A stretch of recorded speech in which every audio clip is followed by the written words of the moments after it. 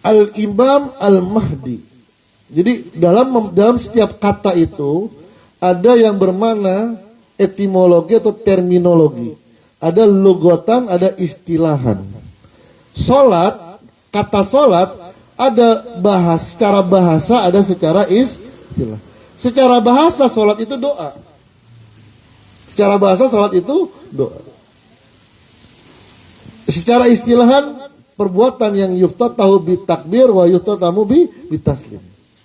Tinggal permainan kata saja. An-Nabi secara bahasa memberi kabar gembira. Itu Nabi itu. Rasul utusan.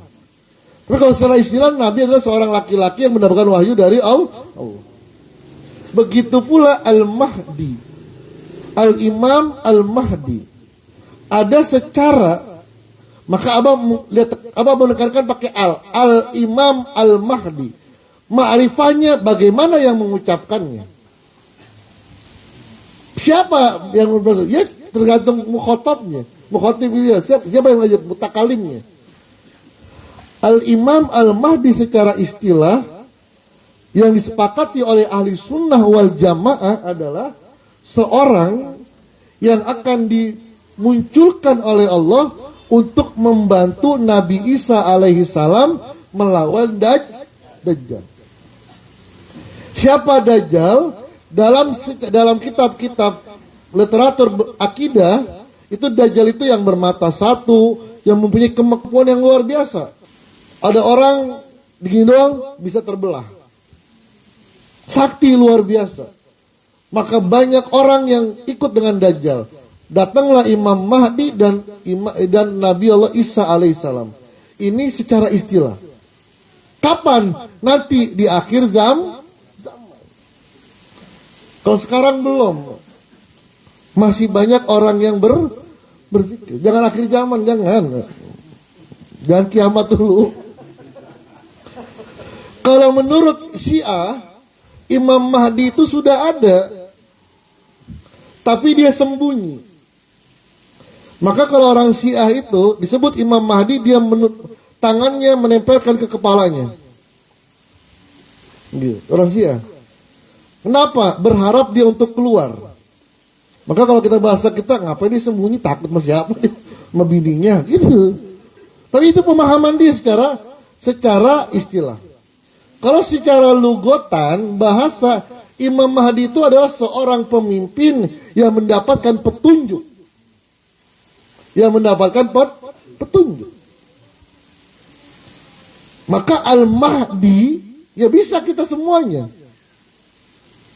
Al-Mahdi bisa Anies, bisa Ganjar, bisa Jokowi, bisa Andi. Jadi itulah apa yang saya dan itu tidak bertentangan. Maka ketika ada yang ingin menggugat, nggak bisa emang Imam Mahdi kalau ditanya yang bakal menang. Apa yang terjadi? Jadi kalau saya melihat Allah ingin memperkenalkan sosok Abah Aos ke masyarakat Indonesia dan masyarakat dunia. Ini cara Allah. Bukan na'udzubillah. Kita tidak punya kepikiran Abah ingin memperkenalkan dirinya. Tidak. Tapi Allah ingin memperkenalkan dirinya. Dan inilah karakter orang yang sudah arif billah. Baginda Rasulullah pun pernah begitu. Apa? Dia bilang tadi malam saya ke Palestina. Kan rame. Kapan tadi malam? Sebelum subuh udah nyampe. Itu umat Islam yang masih setengah-setengah. Ya ngaco nih. Bener Pak. Tapi Abu Bakar lau qala fawqa zalik la sadaqtu. Kalau dia yang mengucapkan, Muhammad Rasulullah yang mengucapkan, lebih daripada itu aku percaya. Tapi yang baru setengah-setengah, ya Nabi ente ngaco tuh. Kan begitu sekarang tuh. Wah banyak WA ke kita. Itu guru ente kok begitu sih? Ya udah. Kalau mau dijelaskan panjang, kalau enggak ya udah.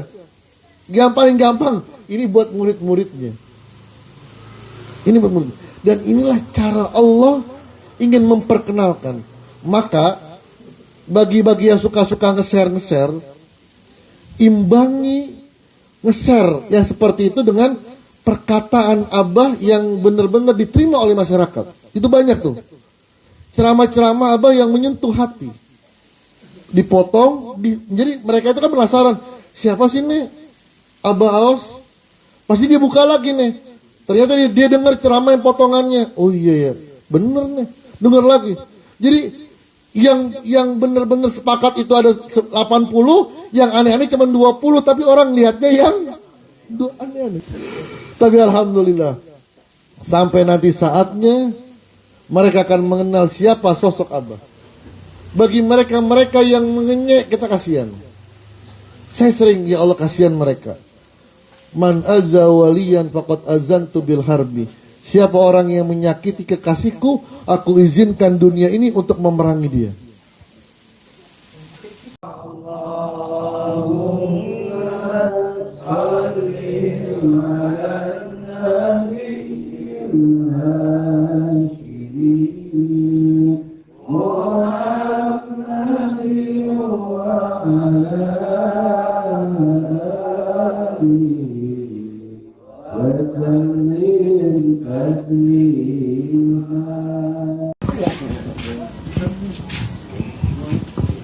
Yang mau talqin silakan ke Pak Biaya.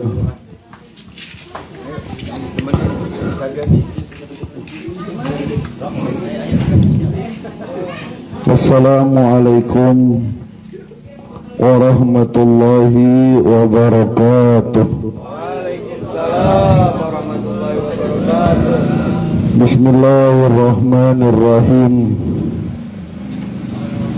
Alhamdulillah. Alhamdulillahi Rabbil Alamin.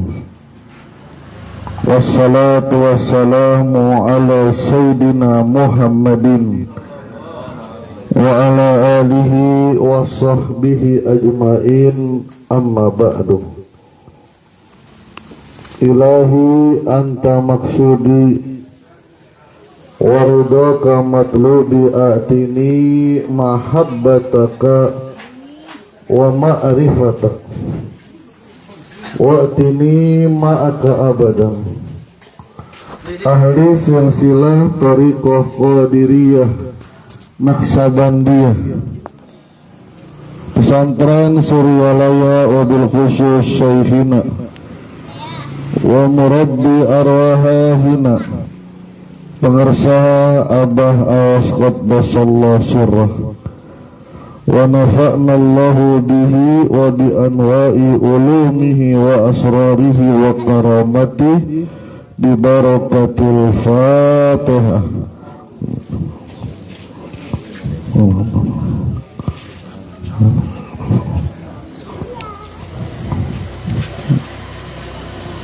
Al-Mukarram Wakil Talqin Syekh Mursyid Bapak Profesor Dr. Kiai Haji Yahya yang baru saja menyampaikan ilmu-ilmu Allah. Sahibul Bait, pemangku manaqib orang tua kita Ustadz Mat beserta istri, putra, putri, mantu, cucu, Bang Rojali beserta istrinya, Saudara Andi beserta kekasihnya,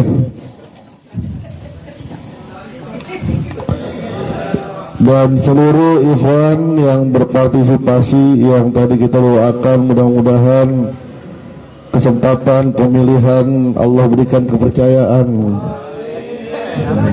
Lanjutkan. Ikhwan akhwat yang dirahmati oleh Allah Subhanahu wa ta'ala. Abdul Wahab As-Sa'rani, beliau ulama yang wafatnya 793 Hijriah. Beliau punya kitabnya menjadi rujukan utama dalam kitab Miftahus Sudur dan Fadailus Suhur. Kitabnya Anwarul Qudsiyah. menarik perjalanan mujahadahnya Abdul Wahab As-Sa'rani sampai nanti bagaimana kita melihat perkataan Abah nanti dijelaskan oleh Abdul Wahab As-Sa'rani. Abdul Wahab As-Sa'rani, beliau seorang yang alim, seorang yang produktif dalam menulisnya, sampai beliau masuk ke dunia sufi. Dalam kitab Anwarul Qudsiyah beliau menjelaskan perjalanannya yang menunjukkan dia sampai wusul, sampai kepada kamil. Rajulun ummiyun, seorang ummi, la ya'rif qira'ah wala kitabah, seorang yang gak ngerti, gak bisa baca, gak bisa nulis. Tapi melalui beliaulah beliau digembleng mujahadatun nafs. Apa mujahadatun nafsnya? Di antaranya beliau diperintahkan untuk menjual semua karya-karya tulisannya dan buku-buku yang beliau miliki. Seorang ulama, harta yang berharga adalah kitab. Lihat, kita ke madrasah, kitab semua itu. Bukan pajangan, tapi itulah kekayaan orang alim. Kemana-mana, kemana dia pergi, yang dicari adalah kitab. Abdul Wahab As-Sa'rani disuruh jual itu semua kitabnya. Bahkan beliau mengatakan sepertinya telah hilang ilmu-ilmuku. Karena pada saat itu al-ilmu fis sutur la fis sudur. Ilmunya masih dalam tulisan, bukan dalam hatinya. Uang yang hasil penjualannya disuruh menginfakkan semuanya kepada orang-orang fakir dan miskin. Setelah itu apa? Gembleng dengan berzikir. Diperintahkan untuk perbanyak berzikir. Apa yang didapati? Ketika ini, imajinasi saya ketika membaca itu, mungkin ada beberapa proses-proses. Beliau berzikir, apa yang kamu dapatkan, kata sang gurunya. Saya merasakan ketenangan. Kata gurunya, belum apa-apa. Teruskan. Beberapa lama kemudian ditanya lagi, apa yang kamu dapatkan? Saya ngelihat sesuatu, alam gaib. Misalnya gitu. Kuntilanak lagi pada mojok. Kata gurunya, belum apa-apa. Teruskan. Itu belum apa-apa daripada zikir. Sampai kepada titik ketika dia melihat seorang ahlul maksiyah fi maksiyatihi. Orang ahli maksiat sedang melaksanakan maksiat. Lagi ngerjain maksiat. Apa yang dia dirasakan? Dia merasakan dirinya lebih hina daripada dia. Dirinya, Abdul Wahab As-Sa'rani merasakan lebih hina daripada ahlul maksiat fi maksiatihi. Dia bingung. Melihat orang kayak begitu, kok saya yang merasa dirinya lebih hina? Datang kepada gurunya. Apa yang kamu dapatkan?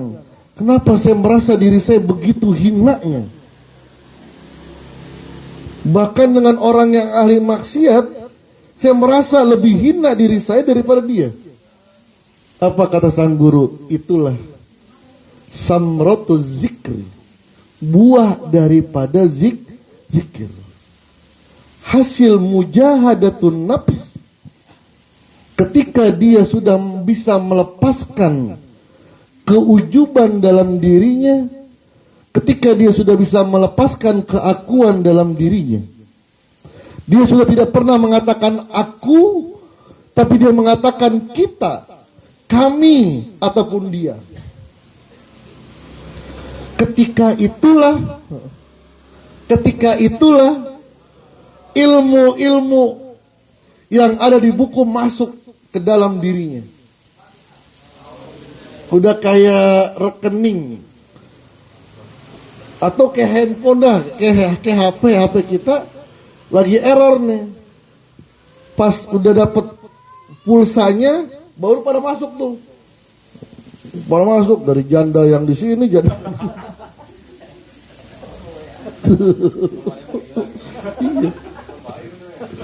Kenapa? Karena ada yang menghalangi dia sampai nggak masuk. Ketika Abdul Wahab As-Sarani dengan mujahadahnya, beliau bisa melepaskan keakuannya, merasa dirinya hina, dan itulah intinya manusia, intinya abdun. Bukan siapa-siapa, tidak bisa apa-apa. Maka ilmunya masuk ke dalam dirinya. Dia merasakan ilmunya masuk ke dalam hati. Begitu pula Al-Imam Al-Ghazali. Banyak riwayatnya nih. Salah satu riwayatnya, dia lagi sholat jadi imam. Adanya Ahmad Al-Ghazali. Itu mufarokoh dari sholat jamaahnya. Dan mufarokohnya benar-benar dizohirkan. Sehingga orang-orang bertanya, ini kenapa nih? Lagi sholat tiba-tiba adanya mufarokoh. Kebenaran masih ada ibunya. Ibunya lah yang menengahi. Nah, kenapa abangmu sedang imam, kamu mufarokoh? Kalau kita kan adab mufarokoh kan mufarokoh, tapi secara gerakan samain dah.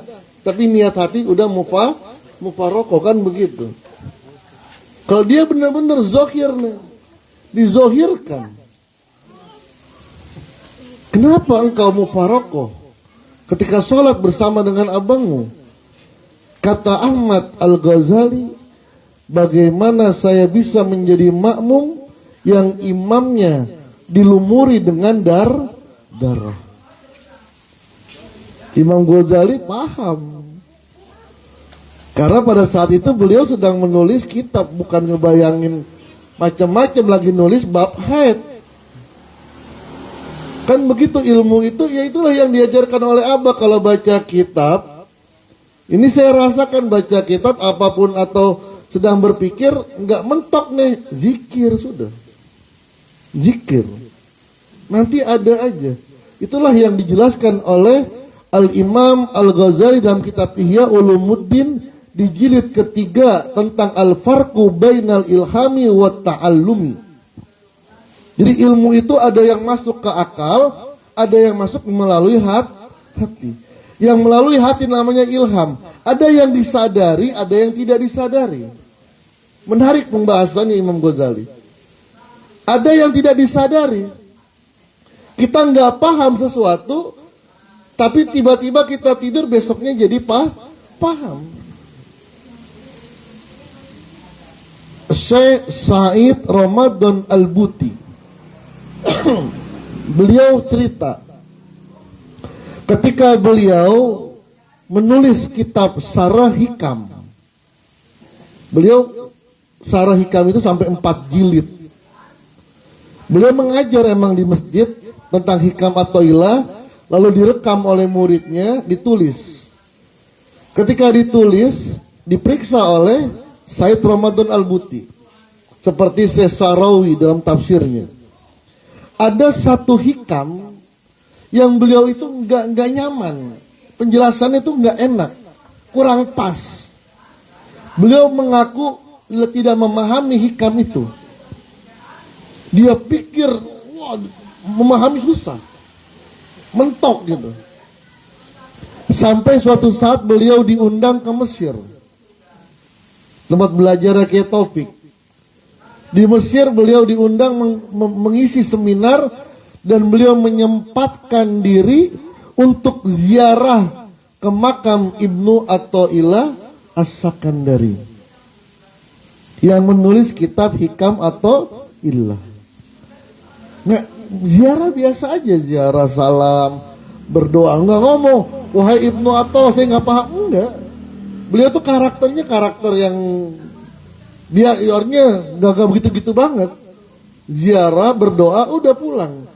Ketika dia pulang di perjalanan pulang, beliau memahami hikam yang berhari-hari, berminggu-minggu dia nggak paham.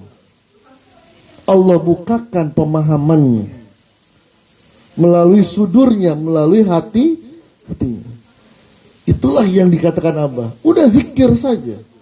Nanti biar Allah yang memberikan pemahaman. Lalu Imam Ghazali sadar, iya, emang saya lagi sholat itu ngebayang nih tentang penjelasan tentang haid, kebaca oleh adiknya. Kaget Imam Ghazali, kamu belajar di mana deh? Gurunya sama dengan Abdul Wahab As-Sarani.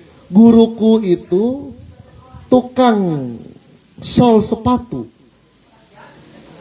Di mana tuh? Yang benar itu guruku. Tukang sol sepatu. Datanglah Al-Imam Al-Ghazali. Dia bilang, ajarkan saya ilmu sebagaimana engkau ajarkan kepada Syekh Ahmad Al-Ghazali. Kamu belajar, bener. Gak suruh baca kitab. Gak suruh dengar ceramah. Suruh ngapain? Suruh bersihin sampah yang ada di tempat itu. Ya udah kalau gitu bersihin sampah. Diambil sapu, jangan pakai sapu. Pakai tangan. Pakai tangan. Diambilin kotoran-kotoran, dibersihin sampai seorang ulama besar, seorang rektor, dia membersihkan sampah dengan tangan. Itu kan menghancurkan nafsunya. Setelah selesai, kata gurunya, ya udah cukup belajarnya. Cuman bersihin. Disitulah masuknya ilmunya Imam Al-Ghazali. Kenapa? Ternyata yang menghalangi dia adalah keakuan dan keujubannya.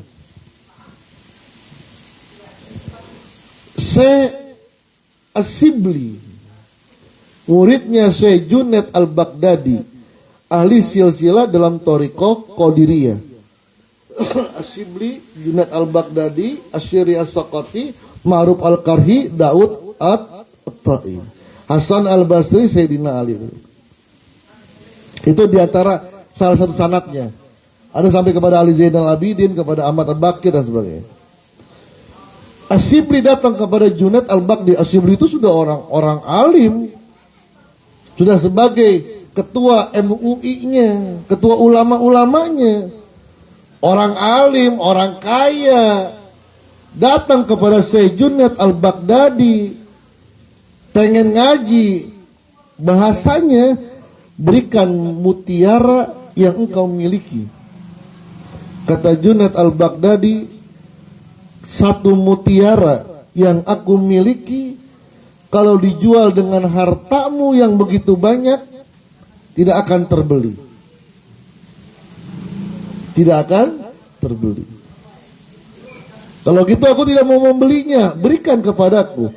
Kalau aku berikan tanpa apa-apa, begitu murahnya mutiara yang aku miliki. Lalu bagaimana? Tenggelamkan dirimu dalam lautan untuk mendapatkan mutiara itu. Bagaimana caranya? Setiap hari kamu menjual arang. Menjual arang keliling kampung. Kalau bahasa kita jual cilok, jual somai. Keliling kampung. Ulama besar, orang kaya terpandang jual cilok. Setiap hari jual. Wah, cemoohan macam-macam nih. Ulama gila ini. Stres nih. Nyari tambahannya pakai jualan cilok. Diam udah. Intel. Beberapa bulan, kata Junaid al-Baghdadi, sudah selesai. Itulah ilmu yang akan kamu peroleh. Ternyata itulah mujahadatun nafs. Ketika dia bisa menghilangkan keujubannya, menghilangkan keakuannya.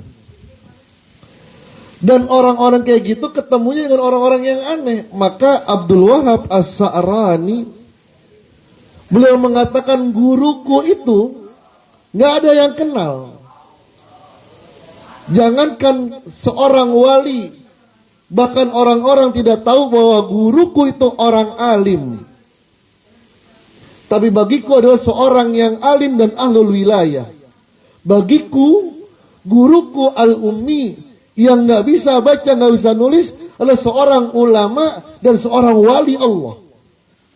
Tapi masyarakat, jangankan menganggap dia seorang wali, ustadz aja gak dianggap. Ustadz aja gak dianggap. Tapi orang itu biasa aja. Itulah sebab karomah yang Allah berikan kepadanya. Seperti Uwais Al-Qarni, Pak. Uwais Al-Qarni, mohon maaf bukan saya menyalahkan, tapi kurang benar, tapi nggak benar banget. Sebagian, hampir semua orang, ketika ditanya apa yang membuat Uwais Al-Qarni menjadi mulia, sampai Rasulullah berkata kepada Abu Bakar, kepada Umar bin Khattab, kalau engkau bertemu sahabatku bernama Uwais dari Qarn, dari Yaman, mintalah doa kepadanya. Sekelas Abu Bakar disuruh minta doa kepada Uwais Al-Qarn. Kebaikan orang ini kalau dibagikan kepada seluruh manusia di dunia, maka semuanya bisa masuk ke surganya Allah. Ketika ditanya apa kemuliaan yang menyebabkan Uwais Al-Qarni menjadi mulia seperti itu, kebanyakan kita menjawab bakti kepada orang tuanya. Tidak salah itu. Tapi bagi saya kurang pas. Bakti kepada ibu mendapatkan kemuliaan yang luar biasa, bukan itu. Tapi adalah kemuliaannya dia bisa menyembunyikan dirinya. Uwais Al-Qarni itu mendapatkan pendidikan rohaninya langsung dari Rasulullah. Uwais Al-Qarni secara rohaninya. Maka ada toriko Uwaisiyah. Syekh Bahauddin, Syekh Muhammad Bahauddin, dia punya gelar Syekh Muhammad bin Muhammad Bahauddin Al-Uwaisi Al-Bukhari An-Naksabandi.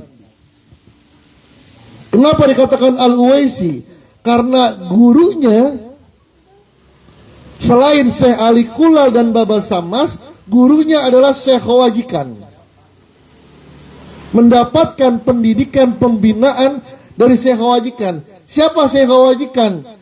Bahauddin ngambil ijazahnya dari Syekh Bahauddin, di atasnya Syekh Ali Kulal, gurunya Baba Samas, gurunya Syekh Ali Ar-Rumaiti, gurunya Syekh Mahmud, gurunya Syekh Arif, gurunya Syekh Abdul Khalik Al-Qadwani atau Syekh Khawajikan. Berapa tingkat itu? Berapa masa itu? Abdul Khalik Al-Qadwani hidupnya saya memperkirakan sejaman dengan Syekh Abdul Qadir Al-Jailani. 500-an, abad ke-6. Syekh Bahauddin itu abad ke-8, 791 beliau wafat. Jauh. Tapi Syekh Bahauddin mendapatkan pembinaan zikir khafi dari Syekh Khawajikan. Maka ketika bersama dengan murid-muridnya dengan Syekh Ali Kulal, yang lainnya menzohirkan kalimat Allah, Allah dizohirkan, Syekh Baharudin diem. Yang lain Allah, Allah. Bukan ada, gak sama kita. Dia membacanya Allah aja. Allah, Allah, Allah. Syekh Baharudin diem.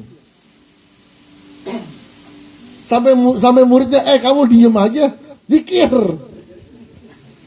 Diam aja dia. Kata Syekh Ali Kulal, jangan dilarang. Karena yang nyuruh dia itu gurunya kita semua. Siapa? Syekh Wajikan.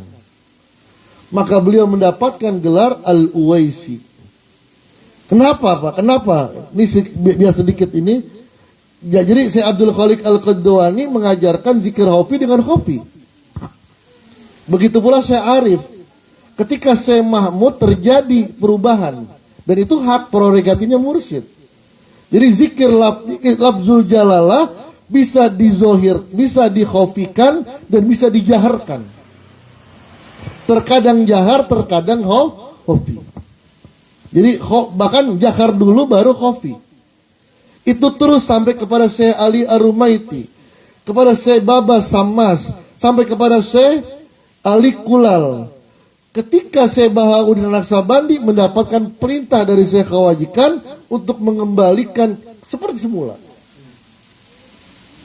maka beliau mendapatkan gelar Al-Uwaisi. Uwais Al-Qarni pun begitu. Meskipun secara zahir nggak bertemu dengan Rasulullah, secara ruhani selalu bertemu dengan baginda Rasulullah. Kemuliaan yang luar biasa. Tapi di hadapan manusia, beliau diremehkan beliau. Bahkan dikatakan majnun, orang gila.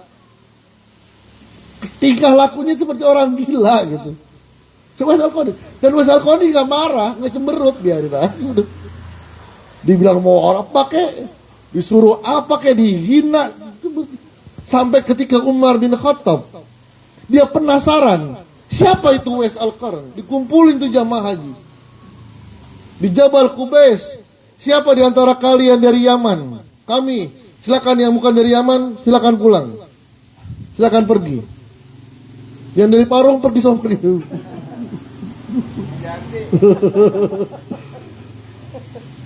Yang dari Koran itu daerah di Yaman. Silakan, yang bukan silakan keluar. Kalian dari Koran? Iya. Apakah kalian kenal dengan Uwais? Diam semuanya. Kenal gak dengan Uwais? Ada.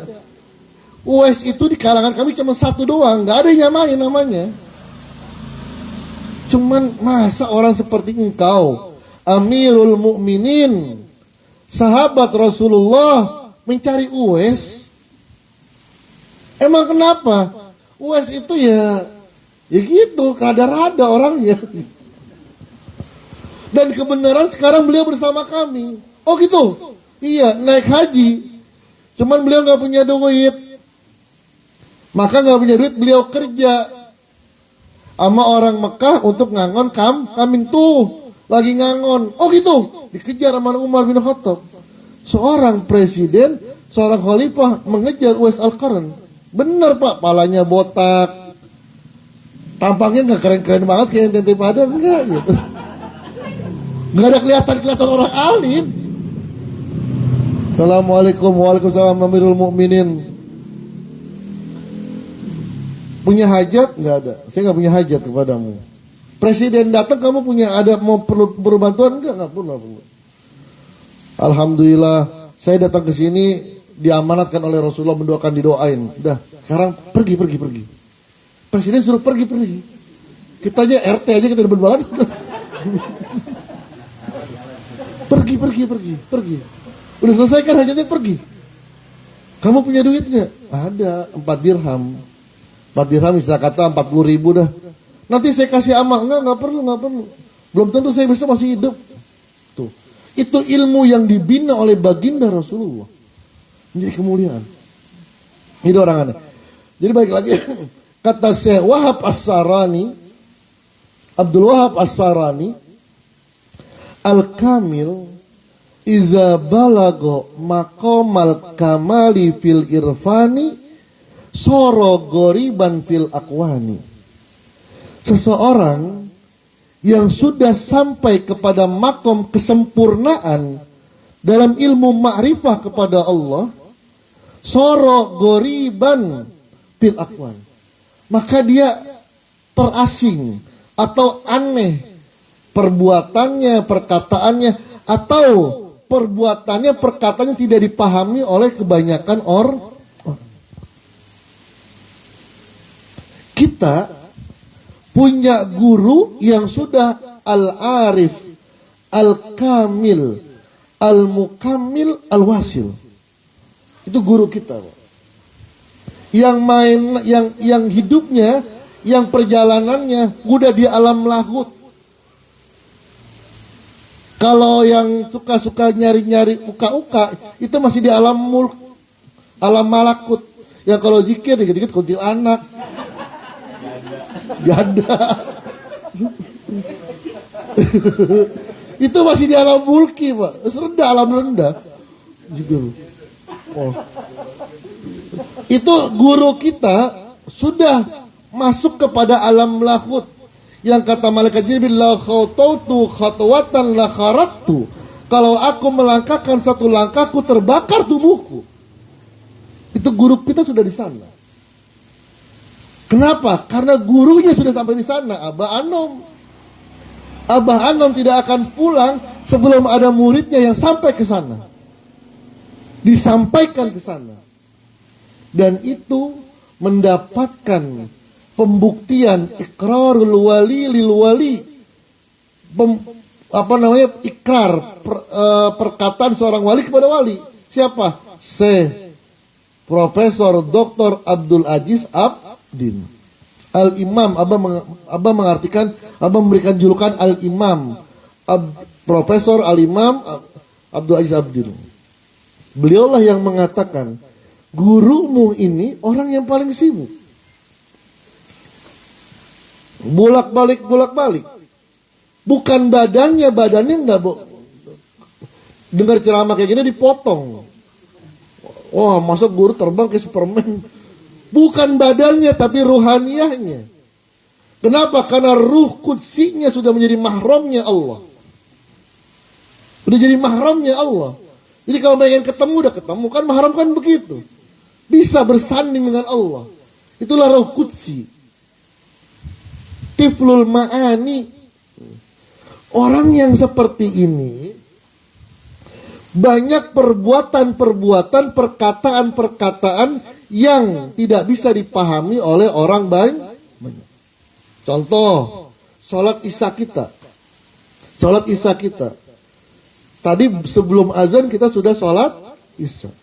Kok bisa begitu? Itu ilmu fikih. Ilmu fikih, mazhab Syafi'i. Kaul jadidnya mazhab Syafi'i, kaul jadidnya bukan kaul qadim. Kaul jadidnya mazhab Syafi'i. Tapi pembahasan ini tidak banyak dibahas oleh orang-orang ahli fikih. Tapi guru kita bisa dapat itu. Ketika saya tertantang, saya yakin apapun yang dilakukan oleh guru saya, Abah Aos, pasti punya dasarnya. Tapi kan kita nggak mungkin, seperti dikatakan oleh Prof. Yaya. Kita harus punya penjelasan. Kok sholat isya cepat banget sih? Allah bukakan. Dan itu dengan yang sangat luar biasa. Saya buka kitab Fiqhul Islami wa Adillatuhu yang ditulis oleh Syekh Wahbah Az-Zuhaili. Di situ dijelaskan mazhab Maliki dan mazhab Syafi'i kaul jadidnya. Bahwa maghrib itu satu waktu. Cuman maghrib itu waktunya wudu, kemudian pakai satrul aurah, kalau perempuan pakai mukena, kalau kita mau kena kayak mau nggak kena kayak. Terus azan, qomat, habis itu khamsu rakaatin, sholat 5 rakaat, 3 rakaat maghrib, 2 rakaat sunnah. Itu sudah bisa sholat isya. Apa dalilnya? Malaikat Jibril datang kepada Rasulullah yaumaini wa yusalli fi waqtin wahid. Malaikat Jibril datang ke Nabi 2 kali, 2 hari, dan sholat maghribnya seperti itu. Azan, qomat, wudu, itu paling cuma hanya 15 menit. Langsung sholat isya. Itu fikih, syafi'i, tapi banyak ulama-ulama yang nggak baca. Maka kata Wahab Zuhaili, emang ini nggak masyhur. Tapi pendapatnya Qaul Jadid dan ditemukan juga dalam kitab Al-Majmu'nya Al-Imam Al-Nawawi. Ini kelas atas, Pak. Nggak semua orang bisa paham. Coba kalau di masjid kita terapin kayak gitu. Kalau nggak RT ngamuk, ini ajaran apa ini?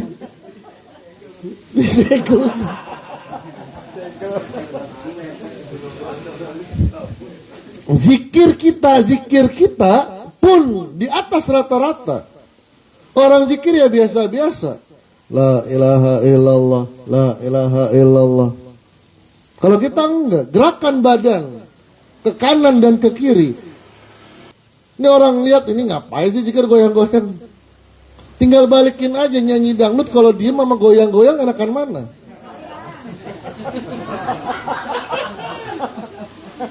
Ibu-ibu tanya suaminya kalau diem doang, kalau nggak goyang-goyang enak nggak? Nggak enak. Nggak ada rasa katanya. Goyang dong goyang. Beda. Ternyata diriwayatkan oleh Fudail bin Iyad, inna ashaba Rasulillah iza zakarullaha tamayalu yaminan wa shimalan kama tatamayalu sajar. Birihil asid. Para sahabat Rasulullah ketika berzikir kepada Allah, tamayalu yaminan wa shimalan.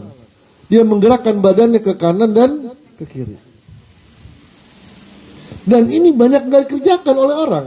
Bahkan banyak mengatakan itu bid'ah.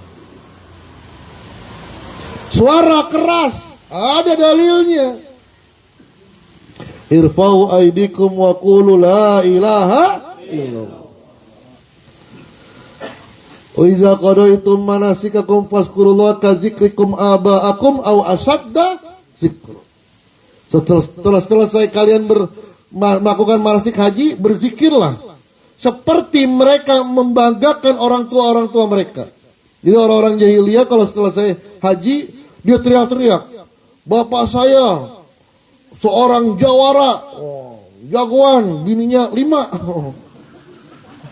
Dia membanggakan. Dia membanggakan sambil bagi-bagi makanan. Sambil iya membanggakan orang tuanya. Apa kata Allah? Berzikirlah, pujilah Allah, suaranya melebihi suara itu. Perintah suara keras. Coba tanya ibu-ibu, enakan yang lembek atau yang keras? Ya keras. Sudah. Coba itu lembek. Kalau ibu bilang lembek banget sih. Oke. Ya. Al-Imam Al-Mahdi. Jadi dalam setiap kata itu ada yang bermakna etimologi atau terminologi. Ada logotan, ada istilahan. Solat, kata solat ada secara bahasa, ada secara istilah. Secara bahasa solat itu doa. Secara bahasa solat itu doa. Secara istilahan perbuatan yang yuftatahu bi takbir wa yuftatamu bi taslim. Tinggal permainan kata saja. An-Nabi secara bahasa memberi kabar gembira. Itu Nabi itu. Rasul utusan. Tapi kalau secara istilah Nabi adalah seorang laki-laki yang mendapatkan wahyu dari Allah. Begitu pula Al-Mahdi. Al-Imam Al-Mahdi. Ada secara, maka Abah menekankan pakai Al-Imam Al-Mahdi. Ma'rifahnya bagaimana yang mengucapkannya. Siapa yang bermaksud? Ya tergantung mukhotabnya. Mukhotibnya, siapa yang ngajak mutakalimnya. Al-Imam Al-Mahdi secara istilah yang disepakati oleh ahli sunnah wal jamaah adalah seorang yang akan dimunculkan oleh Allah untuk membantu Nabi Isa alaihi salam melawan Dajjal. Siapa Dajjal? Dalam kitab-kitab literatur akidah, itu Dajjal itu yang bermata satu, yang mempunyai kemampuan yang luar biasa. Hujan. Ada orang begini doang bisa terbelah. Sakti luar biasa. Maka banyak orang yang ikut dengan Dajjal. Datanglah Imam Mahdi dan Nabi Allah Isa alaihissalam. Ini secara istilah. Kapan? Nanti di akhir zaman. Kalau sekarang belum. Masih banyak orang yang berzikir. Jangan akhir zaman, jangan. Jangan kiamat dulu. Kalau menurut Syiah, Imam Mahdi itu sudah ada, tapi dia sembunyi. Maka kalau orang Syiah itu disebut Imam Mahdi, dia tangannya menempelkan ke kepalanya. Gitu. Orang Syiah. Kenapa? Berharap dia untuk keluar. Maka kalau kita bahasa kita, ngapain dia sembunyi? Takut sama siapa? Sama bininya. Gitu. Tapi itu pemahaman dia secara istilah. Kalau secara lugotan, bahasa, Imam Mahdi itu adalah seorang pemimpin yang mendapatkan petunjuk. Petunjuk. Maka Al-Mahdi, ya bisa kita semuanya. Al-Mahdi bisa Anies, bisa Ganjar, bisa Jokowi, bisa Andi. Tapi karena belum ada bininya, belum bisa, setengah. Jadi itulah apa yang saya dan itu tidak bertentangan. Maka ketika ada yang ingin menggugat, nggak bisa emang Imam Mahdi kalau ditanya yang bakal menang. Apa yang terjadi? Jadi kalau saya melihat Allah ingin memperkenalkan sosok Abah Aos ke masyarakat Indonesia dan masyarakat dunia. Ini cara Allah. Bukan na'udzubillah, kita tidak punya kepikiran Abah ingin memperkenalkan dirinya, tidak. Tapi Allah ingin memperkenalkan dirinya. Dan inilah karakter orang yang sudah arif billah. Baginda Rasulullah pun pernah begitu. Apa? Dia bilang tadi malam saya ke Palestina. Kan rame. Kapan tadi malam? Sebelum subuh udah nyampe. Itu umat Islam yang masih setengah-setengah. Ya ngaco nih. Bener Pak. Tapi Abu Bakar lauqala fawqa zalik la sadaqtu. Kalau dia yang mengucapkan, Muhammad Rasulullah yang mengucapkan, lebih daripada itu aku percaya. Tapi yang baru setengah-setengah, ya Nabi ente ngaco tuh. Kan begitu sekarang tuh. Wah banyak WA ke kita. Itu guru ente kok begitu sih? Ya udah. Kalau mau dijelaskan panjang, kalau enggak ya udah. Yang paling gampang, ini buat murid-muridnya. Ini buat murid. Dan inilah cara Allah ingin memperkenalkan. Maka bagi yang suka-suka nge-share, imbangi nge-share yang seperti itu dengan perkataan Abah yang benar-benar diterima oleh masyarakat. Itu banyak tuh. Ceramah-ceramah Abah yang menyentuh hati.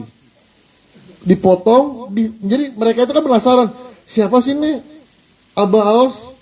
Pasti dia buka lagi nih. Ternyata dia dengar ceramah yang potongannya. Oh iya ya, bener nih, dengar lagi. Jadi yang benar-benar sepakat itu ada 80, yang aneh-aneh cuma 20, tapi orang lihatnya yang aneh-aneh. Itulah bulma azam faturah. Kencingin sumur Zam-Zam kalau pengen terkenal. Kalau pengen ente kenal, ente telanjang di sinar rasa, kenal itu. Di rumah itu. Iya. Siapa itu? Bang Jali. Wah pada kenal tuh, ibu-ibu pada kenal. Bang Jali dari mana? Dari Parung. Emang ada madrasah Al-Matin terkenal Al-Matin. Iya, setiap ada orang dari mana? Dari Al-Matin, yang telanjang itu ya, begitu. Tapi alhamdulillah, Sampai nanti saatnya mereka akan mengenal siapa sosok Abah. Bagi mereka-mereka yang mengenyek, kita kasihan. Saya sering, ya Allah, kasihan mereka. Man azza waliyan faqad azantu bil harbi. Siapa orang yang menyakiti kekasihku, aku izinkan dunia ini untuk memerangi dia.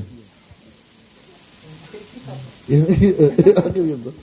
Jadi mudah-mudahan semuanya mudah-mudahan tetap diistiqomahkan kepada guru agung kita dan selalu bersama dengan guru agung kita. Dan segala hajat Ustadz Mat, Bang Jali dan Andi dan semuanya yang telah berpartisipasi mudah-mudahan dikabulkan oleh Allah Subhanahu wa taala. Al-Fatihah.